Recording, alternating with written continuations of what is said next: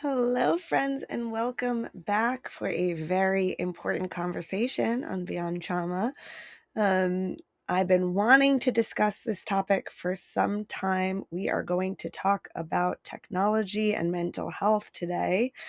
I know this is something many of us are grappling with, and even some aspects that might feel and be unseen. Today, I have on a dear old friend, Shannon Algeo.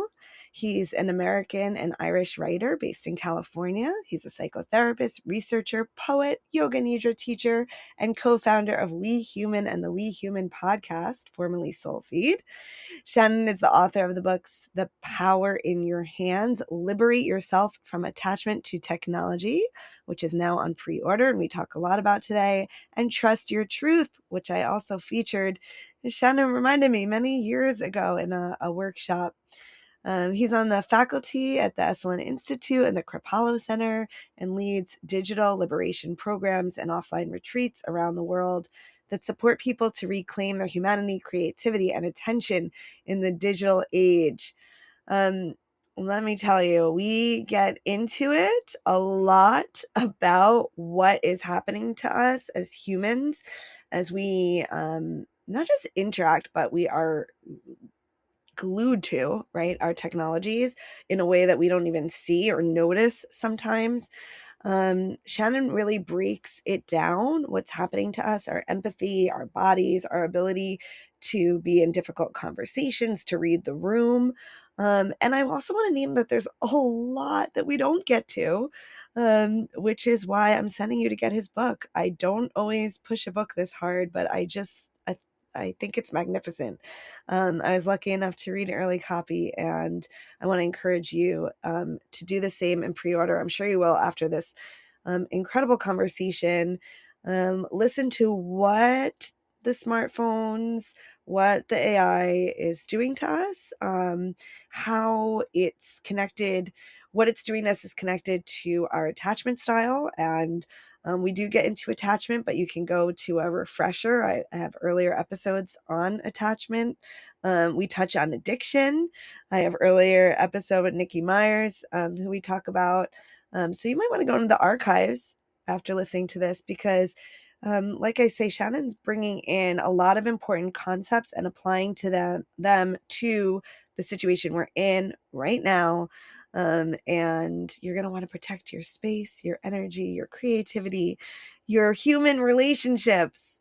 And I believe that this conversation will inspire you to do just that. So off we go. There we go. Shannon, I'm so excited to interview you.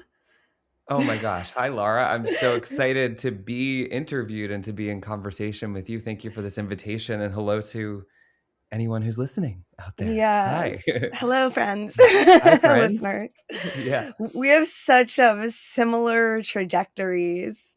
Um, and, we both came from yoga and mindfulness. And you had a podcast, probably, was one of the inspirations for me to get into podcasting. I think I share some similar, like, I keep saying I'm going to quit podcasting. But I keep saying if I'm inspired, I'll keep doing it. And I wanted to do an episode, specifically I work on a crisis line and I've been getting some calls with like AI psychosis and parents worried about kids and things. And I wanted to do something about mental health and technology. And then I saw you, my old friend, trusted friend and colleague who is specifically talking on this topic and coming out with a book on this topic. So I was like, okay, done. We have to have a conversation. Oh my gosh. It's such an important time to be talking about this too, because there have been so many changes that have happened so quickly that we are trying to even develop the language right now to understand what's even happening and how to talk about it. Yeah. So thank you for welcoming me onto this podcast. I'm in an ever evolving process of trying to understand how do we give language to what is happening. And AI psychosis is something that is, happening, and it's, more of an extreme case, but there's also so many other mental health challenges that are showing up when engaging with AI that maybe fall short of AI psychosis, but are still really meaningful and harmful.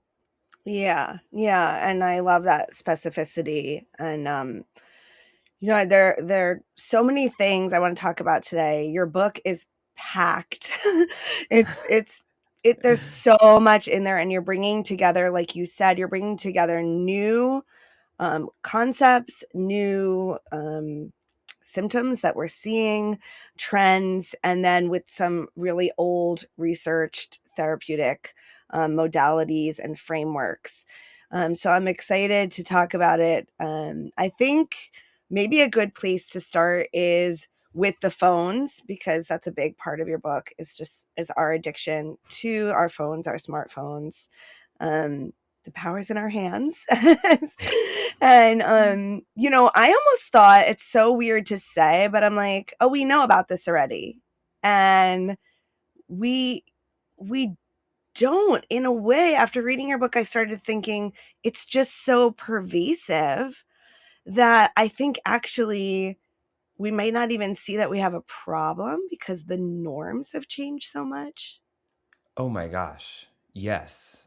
I mean, I feel so excited to talk to you and honored that you read the book. And when I was writing the book, I was aware that we were, or I was bringing, it feels like we, like all of these different perspectives and theories about what is happening to us in relationship to our devices and to technology.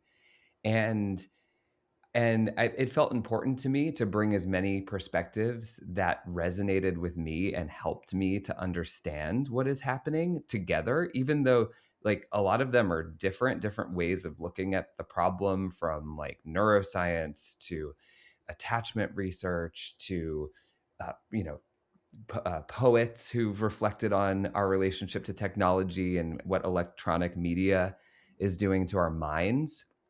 And I think what you're saying is really essential, which is we are so swimming in the normalization of the last 20 years of becoming indoctrinated into this relationship with technology where we're tethered to a computer device that travels with us from the bathroom to the kitchen sink to the airport to the car to the checkout line.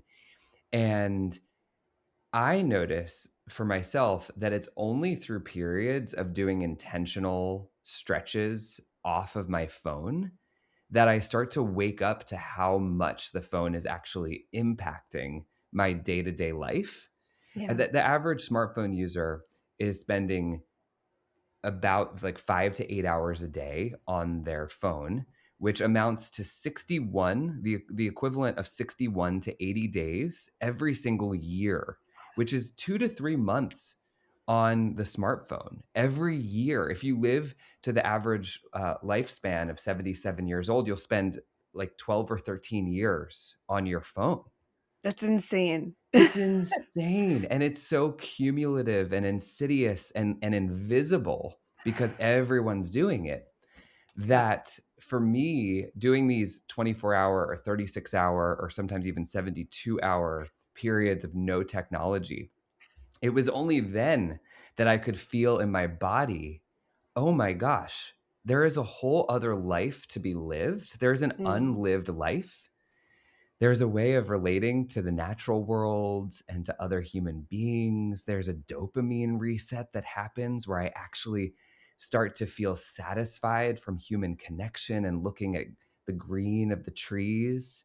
Yeah. Those dopamine levels are impacted by my time on my phone, where I don't get as much joy from those simple things in life. And so, yeah, I think what you're talking about, like the normalization of how it's hard to even see or feel in our bodies the impact of this intimacy with technology. Yeah. And I think it really begins with understanding what is happening, because we can't make changes if we're not aware of what is going on. And so there's Yeah. such an education piece for me that's been helpful to learn what is happening in my mind, what is happening in my body, what is happening to my emotional life, my empathy, and then how can I hopefully make changes with that information that I now know. Yeah. Yeah, and I'm hoping you'll elaborate on some of those facts right there. I really enjoy that first section of the book where it really lays out what's happening. Specifically, that last part on empathy. Um, how is our phone use affecting our ability to be empathetic? Yeah, this is so important because empathy is a key feature of being human. And it literally means empathy to feel into. Just going to clear my throat here. To feel into the experience of another person. And it's so empathy is a social, emotional, evolutionary human skill. And there is research that shows very clearly that social media decreases empathy and blunts empathy. It dulls our empathic capacity. And one of the reasons for this is, well, so, okay, our brains developed for nearly 2 million years to crave facial expression. I'm looking at your face, Lara, right now, which is a Yeah. gift of technology, I might add. Facial expression, tone of voice, body language, subtle cues that we unconsciously read and pick up on that signal to us that we are in connection with another human being. Hmm. And when we are scrolling on social media or reading our DMs or stuck in a comment section, there is no facial expression, tone of voice, or body language. And we are left, the human mind is left deeply dissatisfied with that exchange, with that encounter, which explains why someone would spend 8 hours on their phone and then report in research studies that they feel lonely after all this Hmm. time connecting with other Yeah. people online. Not what we were promised. Not what we were promised. Oh my gosh, the techno idealism, it's called, of like what we thought social media was going to be was very different from what it turned out to be. Yeah. And another thing that social media exploits is negativity bias. Yeah. So there's this key feature of the human mind called negativity bias, and it's a survival mechanism to identify threats in order to ensure survival. Because if someone is able to identify a threat, they might be able to protect themselves. Social media and interacting with people online, and these algorithms favor hate. This is like Yeah. not my personal opinion, this is what the data has shown. These algorithms benefit from anger. When people are angry, they spend more time on the app. The corporate entity that owns that app makes more money. So then there's an incentive in the algorithm to show you something that's going to get you hooked emotionally.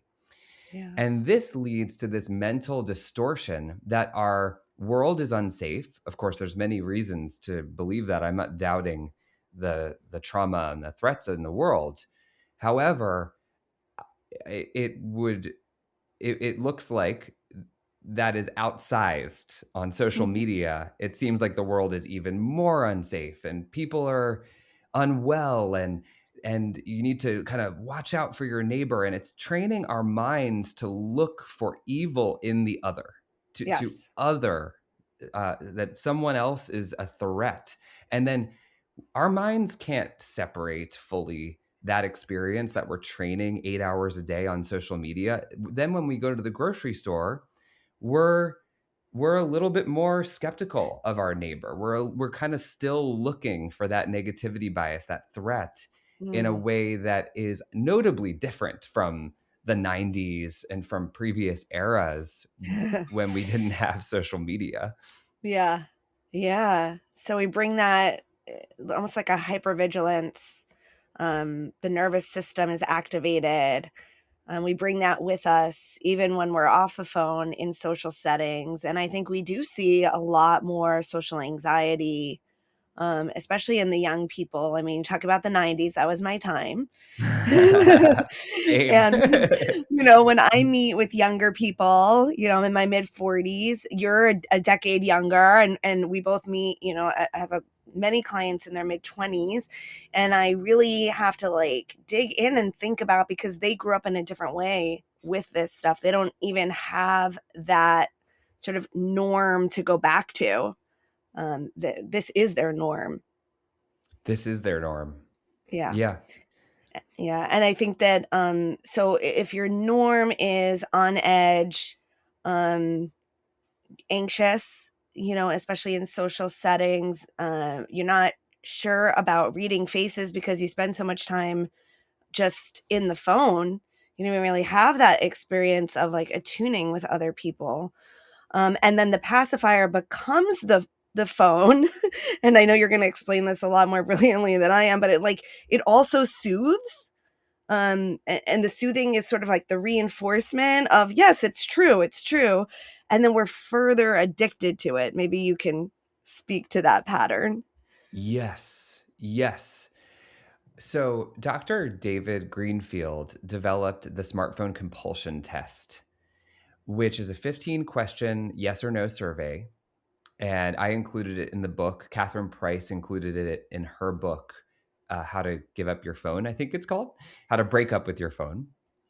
And you can access this test online. You can take 15 questions and answer yes or no. And Catherine Price noted in her book that in order to score below, I forget what number it is, but below like a 10 or 12, you would have to not own a smartphone. And so Yeah. most people who own a smartphone are qualifying for a behavioral addiction. Yeah. Just by owning a smartphone, that you meet the criteria for having a behavioral addiction. Take the test and find out for yourself if that's true. And so labeling this, naming it as a societal addiction is really important to understand that this is not a personal problem, even though it's impacting us very personally and uniquely based on what apps we're using. And like we'll talk about in a moment, our attachment history. So when we were in grad school, when I was learning about attachment theory. And attachment theory is this biological, social, evolutionary impulse of a child to attach to their caregiver, because a child is incredibly vulnerable and needs the caregiver for development, for safety, for survival. And on an implicit, embodied level, a child knows this and orients towards their caregiver for safety.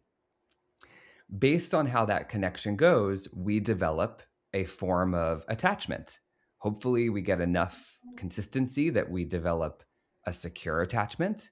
We're able to self regulate externally with others, co regulate, and self regulate internally.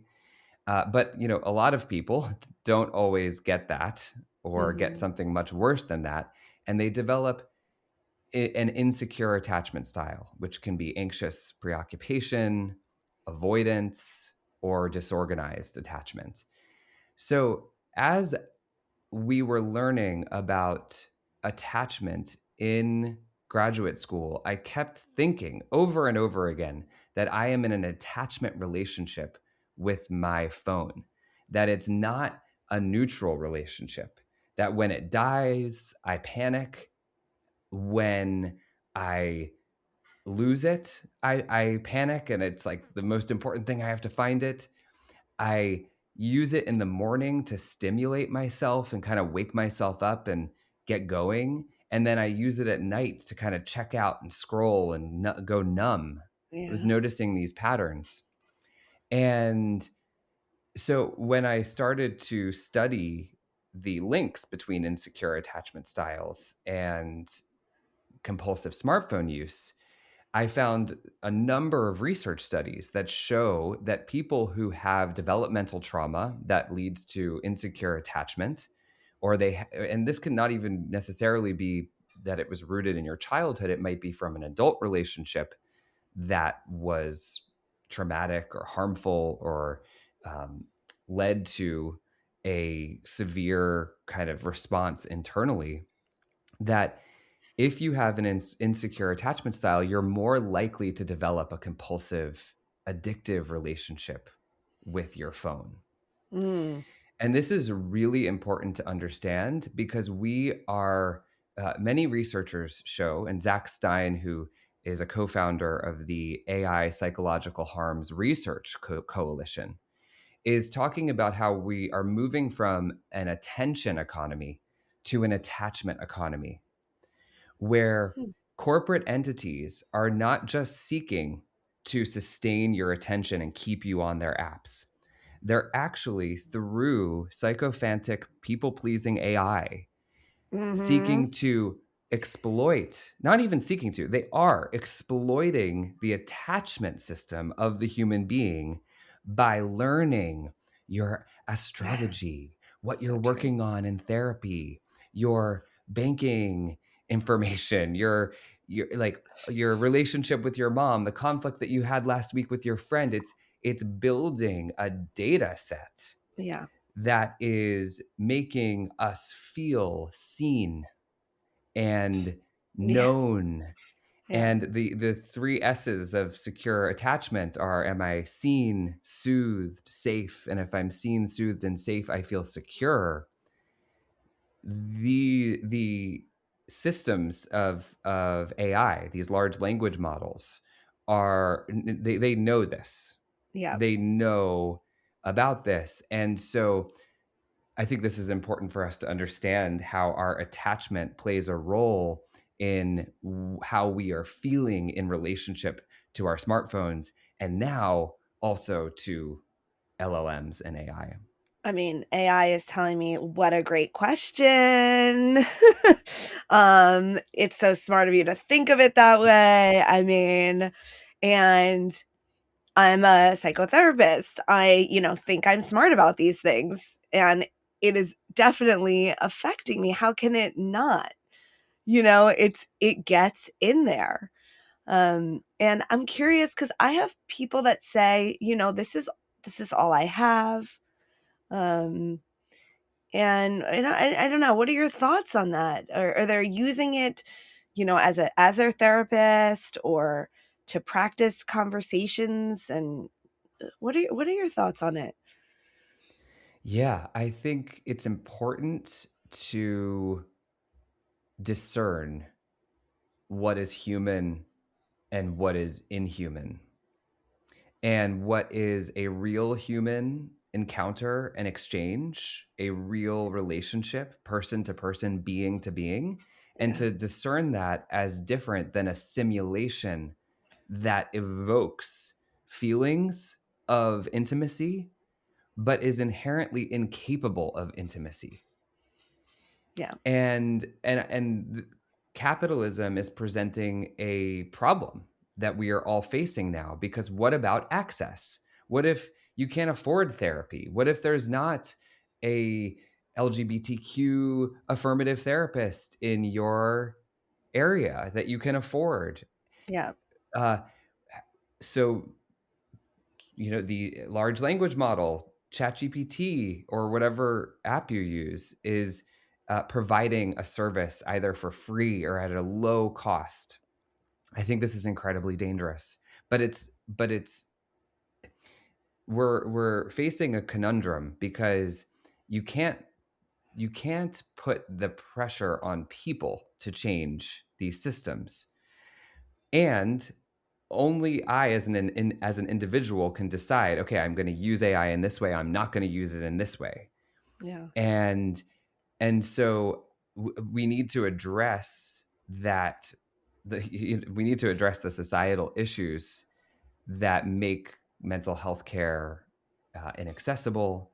But I don't think that just because it is inaccessible and just because this simulation is being provided means that we should think that we're getting therapy, because yeah, I have a huge ethical problem with calling something therapy when the therapeutic relationship is researched to be one of the highest predictors of successful outcomes in therapy. Meaning, like, the quality of your relationship with your therapist is one of the most predominant determining factors if you're going to have successful outcomes in therapy.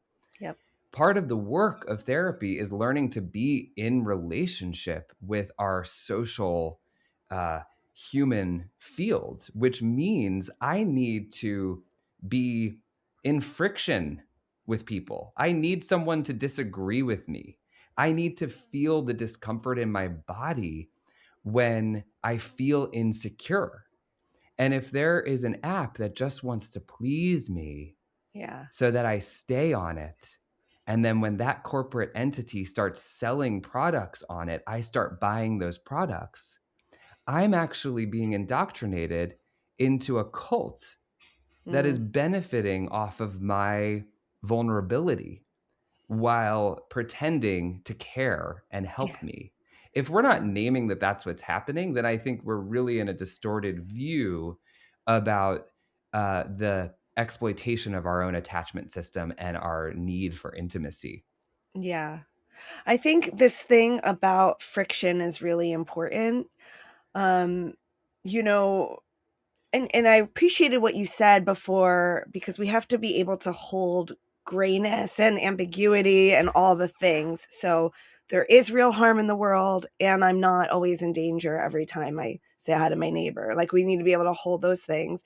And I feel like with the friction, we come across that as well because I feel like um, people are afraid to disagree. There and words are violence. We've heard a lot of that, and so this is where I want to hold that.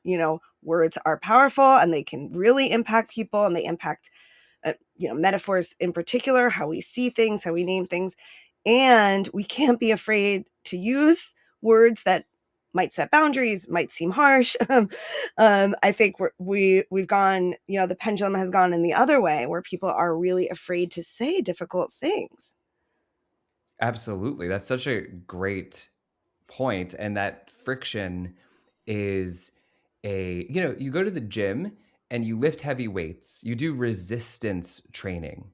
Mm, Not because it necessarily feels great, although sometimes you can enjoy the burn, but you can enjoy the burn. Why do you enjoy the burn? Because there's a psychological process happening in relationship with the body that this is good for me. This is a good effort that I'm putting in because after I do this resistance training, my muscles are going to increase blood flow, strengthen, and then also strengthen the bones that they're attached to.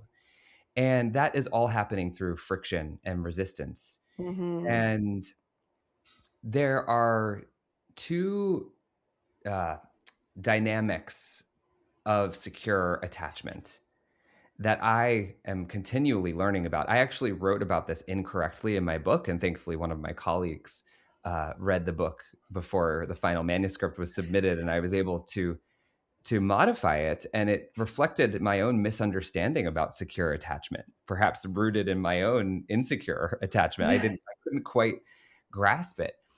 And my colleague said to me on a phone call, she said, Shannon, when you reach out to someone else for support, hmm that is actually a feature of secure attachment. Like a secure attachment, someone who is securely attached reaches for co-regulation when they need support. But if that uh, soothing isn't available externally, someone hmm who's securely attached has the ability to internally self regulate and self soothe. And they trust that external regulation, co regulation, will eventually be available to them. And that Beautiful.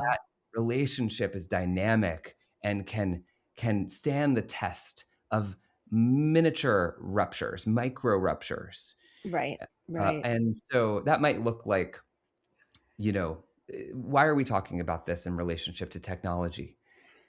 Texting someone because I'm feeling vulnerable and I want to manage the intensity of rejection. I don't want to be seen in a moment of feeling rejected. And so if I keep this relationship over text message, then I'm mitigating, I'm blunting, uh, I'm I'm numbing this fear of rejection. That's very different than getting on a phone call with someone and hearing their tone of voice and having a conversation that brings up tough shadow emotions. Yeah. And that is a skill to be in the presence of a rupture of any kind. Maybe that's even just someone saying, "No, I can't do that for you right now." Yeah. And then me noticing in my body, I feel disappointed, I feel sad, I feel lonely. And then being able to take care of myself internally and to self-soothe. If I'm reaching for my phone every time I have a negative emotion, or if someone disappoints me on a dating app, I'm just going to the next person, like on to the Mhm. next, and not feeling that friction, not building that relational resiliency, then I think we're doing a great disservice to our humanity and how we've evolved as a species to be dependent on each other. We Yeah. do need each other. Yes. Yeah. No, so many good points there. We're born in relationship. And I love so it's a natural part of our evolution. I mean, our first understanding of ourself is through the mirroring of that attachment figure. And that's how we realize, so we're never alone. And the idea of this independence is a falsehood, because if you just look at one thing in your life, that you have in front of you, you couldn't have it without so many people. So we're totally dependent, and we can also take care of ourselves. And that's such a really important point. And I loved how you brought in, coming from myself, also from background that, knowing a lot about Eastern philosophy and the idea of non-attachment. And you really define that in the book. It's, it doesn't mean, and, we cut ourselves off and no one affects us. And this falsehood of that we can just do it all on our own. Totally. Yeah. Yeah. Yeah, that attachment attachment styles, and the psychological attachment is different than Buddhist or Eastern forms of non-attachment. Yeah. And one psychological attachment is about our relational resiliency, and that we do need each other, and that we are navigating this planet in a field of we. And Eastern non-attachment is about connecting to a resource of a spiritual practice, a divine practice of what they describe in the Serenity Prayer. Grant me the serenity to accept the things I cannot change. Right? That's a healthy detachment of surrender. Of, there are things that are outside of my control, and I'm going to lay those things down and not try to cling and control those. Right. But in the human field, there are plenty of areas where we influence one another, and that's okay, and that's healthy, and that's important. And that I felt think that important to. is a common confusion that people have. I remember a lot of times when I was deep in my yoga studies and going to India, that was a question that would come up all the time. Like, am I not supposed to be attached to my child? To my, no, there's an attachment, of course, of course. And that's not what we're talking about when we say lay it down. That's a beautiful way of putting it. Totally. We were Yeah. talking about like, our inability to be with friction, makes me think of, as we go inward and smaller, to our devices, um it seems that we become less able to handle anxiety, to handle stressors, because like you said, we're not working that muscle, and it kind of atrophies. So it creates like this kind of loop, because then we feel more nervous more often. We go to the technology where we can hide more often. And so I don't know, what do you suggest for breaking us out of that cycle? Totally. Yeah. Well, one of the ways to increase empathy, and I learned this from Roshi Joan Halifax in her book Standing at the Edge. One of the ways to increase empathy, research shows, is to notice the sensations in your body. that actually witnessing and observing and becoming aware of your own internal bodily state increases empathy. There's three types of empathy. There's somatic empathy, there's emotional empathy, and there's cognitive empathy. And so attuning to the somatic state of my own being is really important to hone and develop and nurture and protect the gift and skill of human empathy. Human empathy is really essential, Mm. and we do need to nurture it and protect it. So I would say that I've noticed, and I know many other people have as well, these devices, through these devices, we are able to binge content without boundary. Mm-hmm. These apps have been designed to be frictionless, meaning they send us notifications. There's all sorts of pop-ups and red notifications and likes over here, dopamine over here, new DMs over here. And when we are looking at that amount of information, it's way more than the human brain evolved to process. Yeah. Johann Hari talks about it in Stolen Focus, his book, that it's like we're trying to drink from a fire hose and not getting any water and hydration because it's the force is too powerful. And that's what's Mm. happening. Most people are spending up to 8 hours a day on their phone, but not retaining any of the information. It's like I can't even remember what I just saw or did. Yeah. And Wow. so, Yeah. Yeah. yeah, but there's The working nothing. memory. It's yeah. Hmm. Mm. Yes, that amount of context switching from app to app to app is actually eroding our short-term working memory, like you're naming, which you need short-term memory in order to form a long-term memory.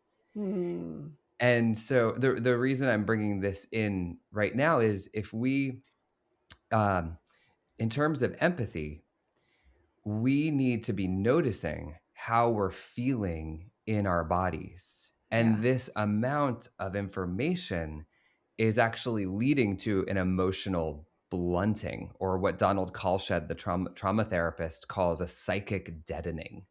Mm. And that is disconnecting us. I notice when I go through periods of scrolling, it's like an anesthetic. Yeah. I can't feel anything. And Yeah. what's scary is sometimes I kind of like it. Like Yeah. it Yeah. really does sometimes, not all the time, but it sometimes really does kind of bring me down into a regulated state. Yeah. And that's what And a lot of our clients want us to know, you know. They want us to know that before we go into fixing it. Like, I have a totally. problem and this is helping me. Yeah. Yeah. Yeah. And actually, I want to correct myself because I said I go into a regulated state, but I think I actually am going into a hypo-aroused Yeah, a state. dissociative state. A regulated state, and we can share this for the listeners, means that I have the flexibility to ride the waves of the window of tolerance, and I'm not peaking into hyperarousal or dropping into hypoarousal. Hyperarousal is this agitation, this overwhelm, this anxiety, and hypoarousal is this numbing, this dissociation, this kind of going blank. And and so to be able to be in the flexibility, what Dr. Dan Siegel calls flexibility, adaptability, coherence. This is his acronym FACES. The F is flexibility, the A is adaptability, the C is coherence, the E is energized, and the S is stable. And so, are we able to actually stay present while we're on our phones? Or am I going into that hypo-aroused state of dissociation? And so, in answer to your question, like what can people do? I think having a practice of being in your body Yeah. every day, whether that's Yeah. walking in nature, seeing the eyeballs of a close friend, Mhm. um, meditation practice where you're practicing mind training and bringing your awareness to the focused attention of your breath. But these things are really going to support us to cultivate that muscle of noticing how we're feeling in our bodies at all, so that we can notice when we're checking out on our phones. Yeah. Yeah.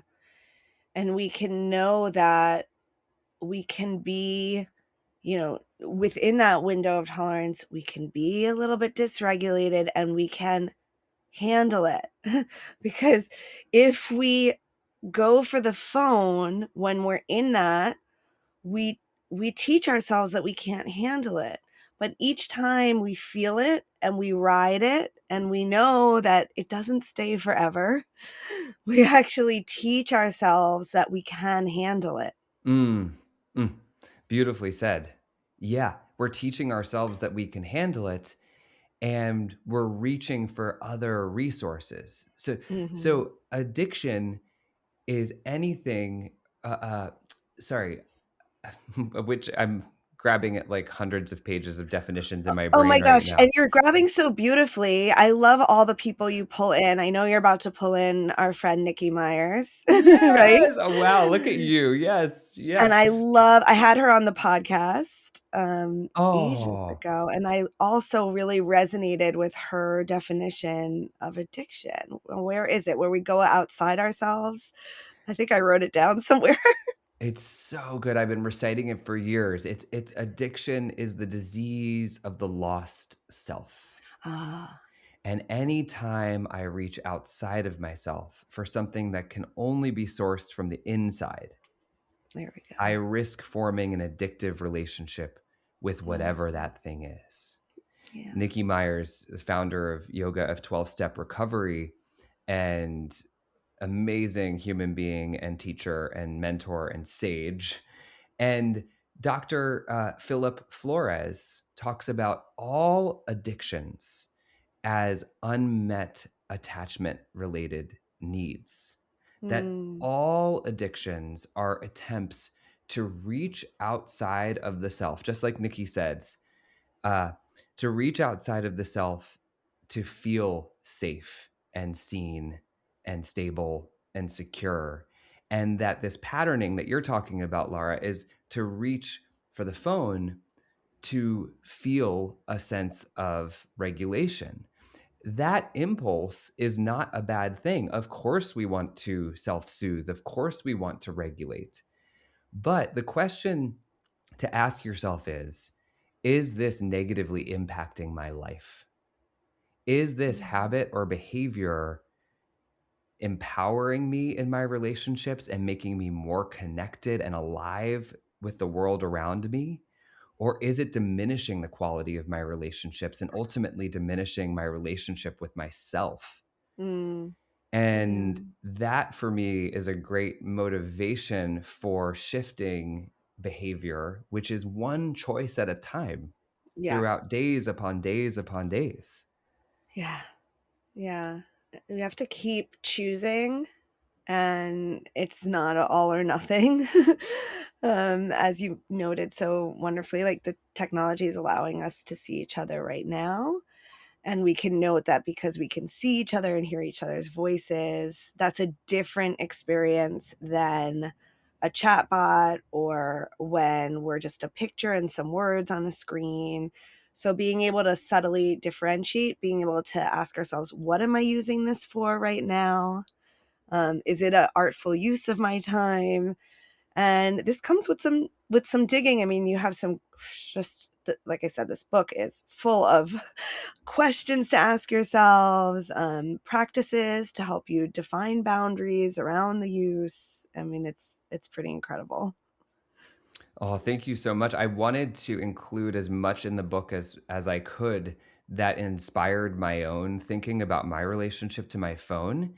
And it was just it's so important to me that the public has access to the information that we received in graduate school, Mm, and that by shifting the way that we understand what's happening inside of ourselves, psychologically, physiologically, emotionally, relationally, then we can build inspiration to make changes when we know.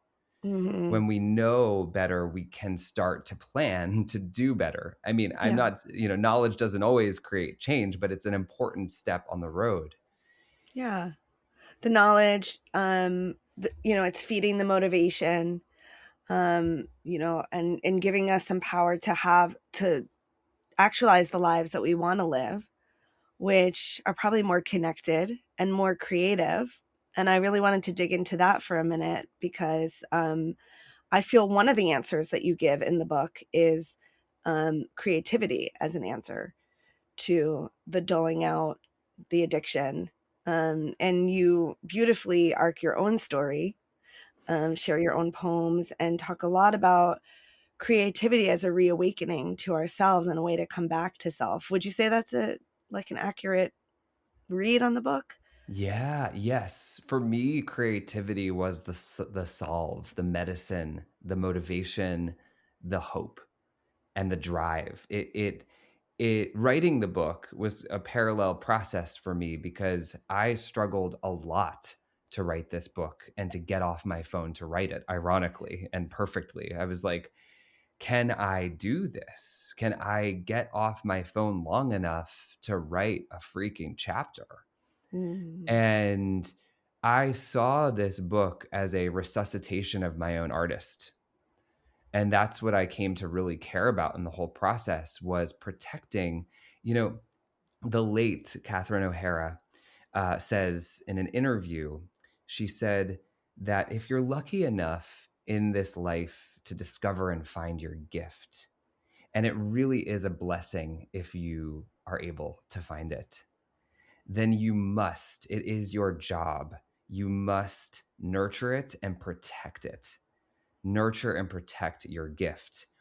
And I feel so much grief, an important sacred grief, I might add, when I think about the lost life, the life I could have lived, the life I could be living. And I don't bring that in as a wah, wah, wah, like despair, but I bring it in as a sacred grief that motivates me to reclaim my one wild and precious life, as Mary Oliver says. yeah. And creativity for me became my North Star to make something really, really important. And I think that this is necessary. And I talk about this in the book is this societal addiction is really, really powerful. These apps were developed by behavioral psychologists. They want your attention. And if we're going to make changes, I think we need something really important, not just inside of ourselves, but outside of ourselves to call us forward into the life that we are living for. Mhm. And for me, that was writing this book and writing poems and finishing chapter after chapter. I When I wrote this book, I never imagined this moment of sitting here with you. I just wanted to finish it. And I made my highest success with this book was I did it. And like Just get I it done. yeah, Yeah, like I showed up and I wrote yeah, and I finished chapters and that to me was so satisfying. And that creative process called me forward. And for me, that was the strength that I needed to get off my phone. And so I would do these practices where I would turn off my phone and I would put my phone in a drawer face down. I would put a sticky note on the back and I would clock in the time that I was turning the phone off. I would initial it as a ceremony of like making a commitment to myself. yeah. And then I closed the drawer. I left the room. I closed the door. And then I began a timer on my computer that was the beginning of my writing time. And for me, that ritual of friction, it's a ritual of friction is like Yeah. if I want to go to my phone, I can't just grab it on my desk and start clicking. I would have to stand up, walk to another room, open the door, bend down, open the drawer that the phone is in, turn it around, see my sticky note with my signature, It's break the annoying. Yeah. Yeah, see your commitment that you wrote to yourself, right? Yeah. Then turn the phone on, wait Yeah. for it to load. I didn't ever do that because Yeah, it was enough friction to stop me. I share this because I think many of us need this friction with absolutely. our phones because the apps are so frictionless that Mhm. we have to create these boundaries and barriers to nurture and protect our time. And I've used this with, junk food. You know, this is something that's really helpful. If it's not in the house, are you really gonna put on your clothes, go out? Only if you really, really, really want it. So you can do this in any area of your life. I think if it's something you want to create a little space between you. I mean, if you have something that you're highly addicted to and it's right there in front of you, the chances of you grabbing it, even without thinking, right? Because some of this, happens without the pause to think, is so huge. I see you getting excited. Oh yeah. Well, it's embodied. It's unconscious. Exactly. I would walk when I lived in Topanga, and I wrote the opening poem for the book, reaching for the phone I left at home on purpose. I went on a walk without my phone, 20 Yeah. minutes away to this cafe. I sat down with my decaf Americano, journal, pen in hand, and my hand grabbed for my thigh. Yeah. And then I was like, wait, I left my phone at home. I did that on purpose. That's why I'm here, but my body is still reaching for it. And then Mhm. I felt in that absence of the phone, I felt this wave of a hopeful grief, a grief that touched me in on this feeling and this curiosity of how many times a day is my body, my hand reaching? And then what are the poems that I'm not writing in those moments? Mm. Yeah. What are the like hugs that I'm not holding? Who are the people I'm not reaching out to? Yeah. And those moments that we miss are, it's like a ghost life that lives alongside our phone based lives. And we have this rich opportunity to do it differently because we're still here. Ugh. Yeah. Yeah, I wanna name how hard it is, how difficult it is to see what's missing.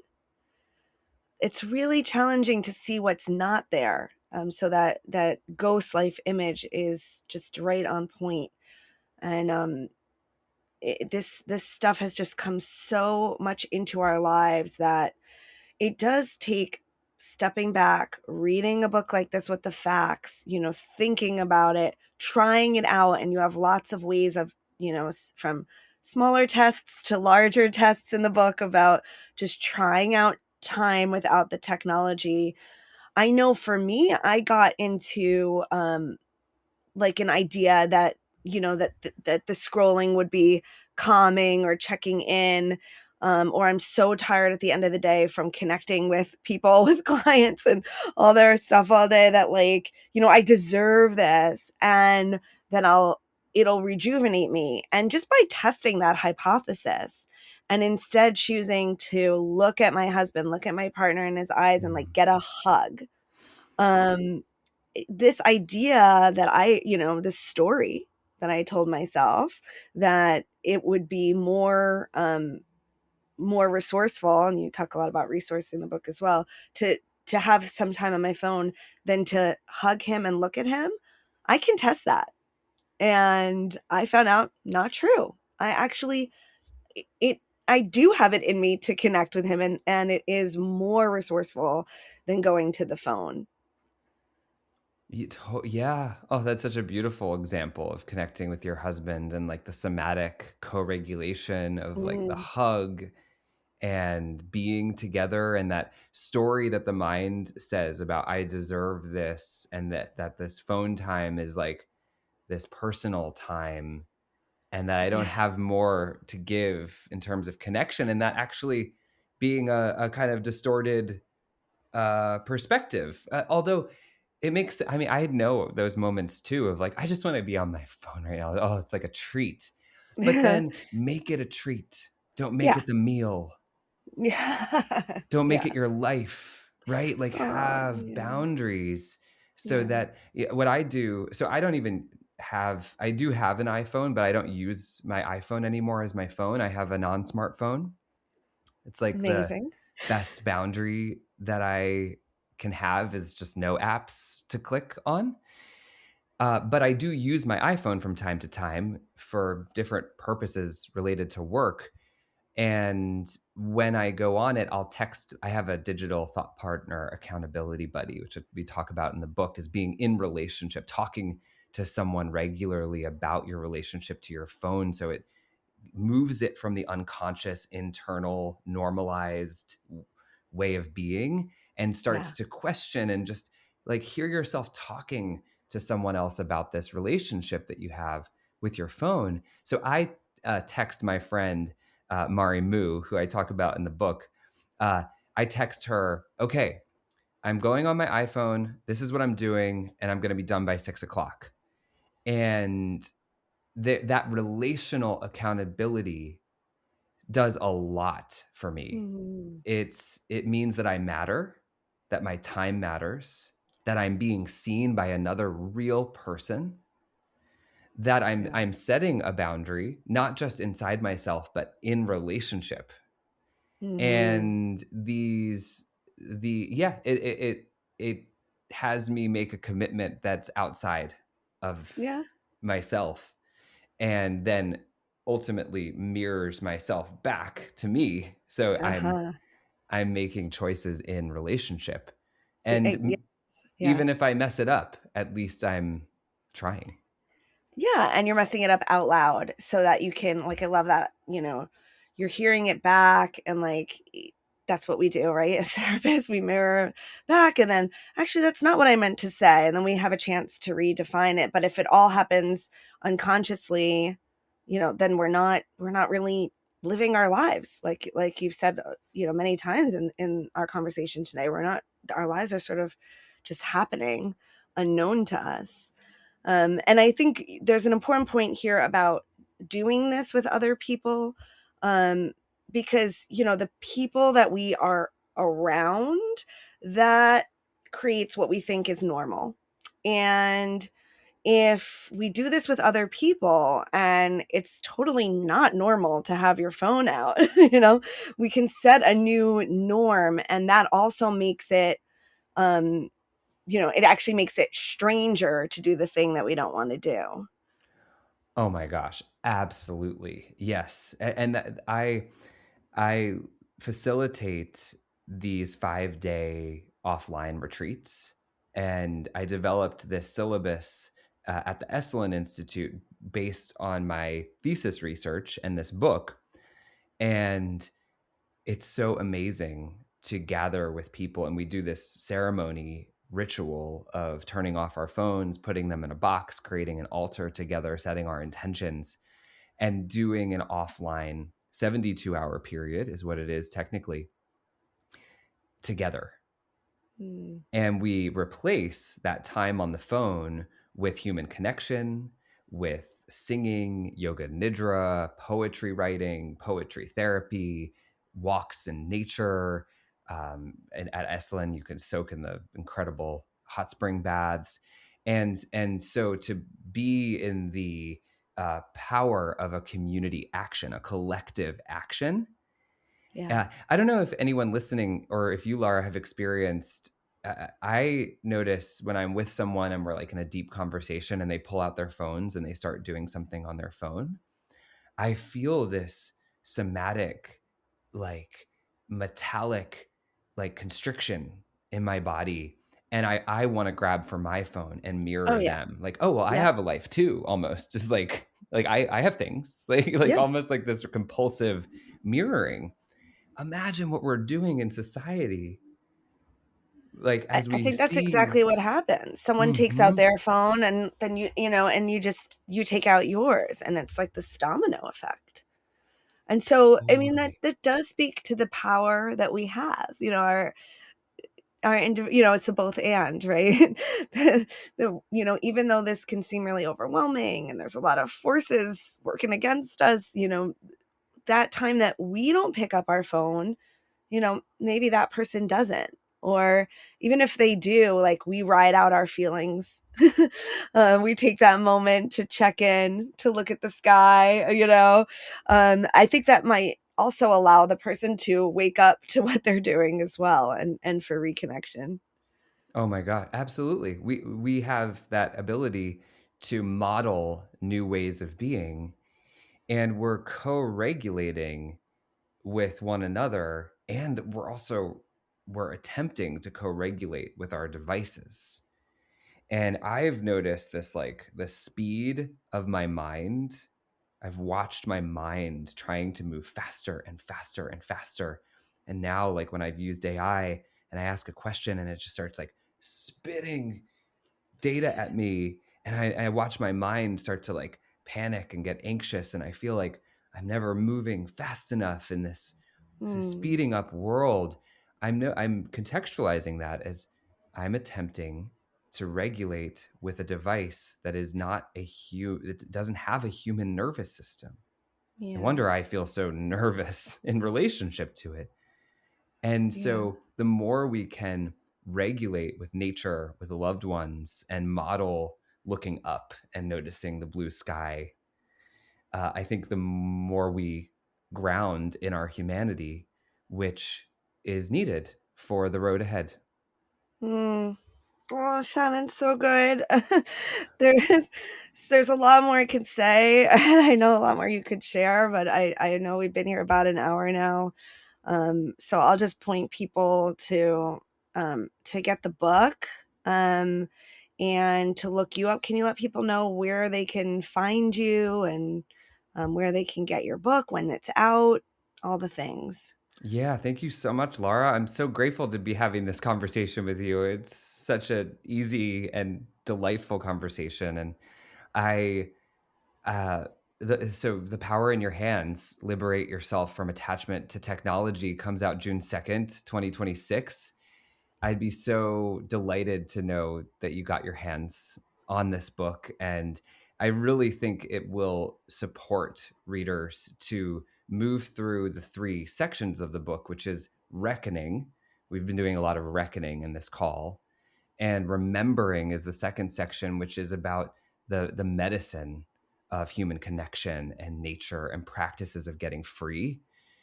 And then reckoning, or no, reclaiming, reckoning, remembering, reclaiming. Reclaiming is about specific things that you can do and practices of experiments that you can try to get offline. And the book is available wherever books are sold. The Power in Your Hands, Shannon Algeo. You can go to shannonalgeo.com. You can purchase the book on Barnes and Noble, Bookshop, Amazon, all those places where you can get books, your independent bookstore. If you go to your local bookstore and you ask them, could you Mhm. please carry the power in your hands if they aren't already? That is an amazing thing to help this project that came from my heart to move into the world and to land in the hands of people who could benefit from it. So, yeah, shannonalgeo.com. And I'm so grateful to have been in this conversation with you, Laura. Thank you for having me. Yeah, I just wanna say, listeners, you have your task now, and I don't say this lightly. I mean, this book is excellent. I know I wrote you that, Shannon. I really mean that. I Hmm. read a lot. Not to say I'm an expert, but I do read a lot, and I get pitched a lot of books, and, um, there I really truly say this from my heart, that you're bringing in concepts, in a very strong way, that needed to come together, and that are gonna, like, light up some new neural pathways for people. And I believe, and I don't like this poor thing about insight. I believe insight really is embodied. Mm. There's a lot of, like, rap on insight from the embodiment people these days, but, like, Yeah. real insight drops down, Hmm. and you take us through that whole process. I know I'm gonna read it again and again, because it's the kind of book that you keep picking up and work on an exercise, work on a journaling, go back to it. So thank you. I can tell you put just your whole self into it. I love it. I hope all my friends will get a copy so we can talk about it and try some of these practices of getting offline together, because I don't want to be alone in this. Are there any final words you want to leave the audience with? Oh, thank you so much, Laura. That means so much to me and warms my heart and just feels so satisfying as a creator to know that you received the book in that way. And that means a lot to me. And yeah, I would just leave with um, I think for all of us, tiny moment to moment actions can snowball and lead to big shifts. And for me, in my compulsive relationship with my smartphone and technology, I have taken meaningful steps forward and tried really powerful things and then gone right back into my previous habits and behaviors. But don't, uh, that's part of the process. Relapse is a part of recovery. Yes. And those periods that I've claimed for myself offline, I can never forget them. They're in my body. And then I start to crave them. Maybe it takes months for the next offline detox I do or the next big decision I make to reclaim my time. But every time you do something meaningful, you are connecting to a part of yourself and to a possibility for your life that is different than being tethered to the phone. So just celebrating those choices that we can make and the little ones can really add up. So I think I would leave everyone with that. Very, very important final message. I find myself trying to say that in all different ways. It's not all or nothing. So you said it so eloquently. Thank you for leaving us with that, because it will be a return and come back and return. And I think it's really important to know that going into it. Thank you so much for your time, dear friend. Oh, thank you so much. I loved this. Thank you. Thank you. Thank you.